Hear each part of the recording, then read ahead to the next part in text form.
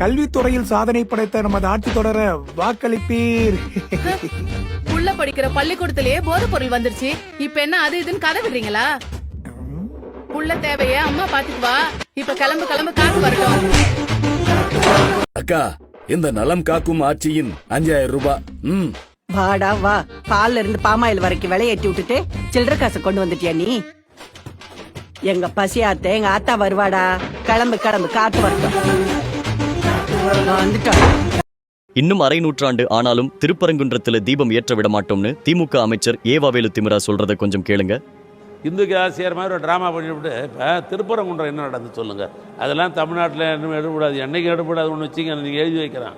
இன்னும் 50 ஆண்டு காலம் ஆனாலும் சரி, 50 ஆண்டு காலம் சரி. இதுதான் திமுகவின் உண்மை முகம். திமுகவை ஆதரிக்கும் வரை உங்கள் உரிமை உங்களுக்கு கிடைக்காது. விழித்தெழுங்கள் இந்துக்களே, திமுகவை முற்றிலுமாக புறக்கணியுங்கள்.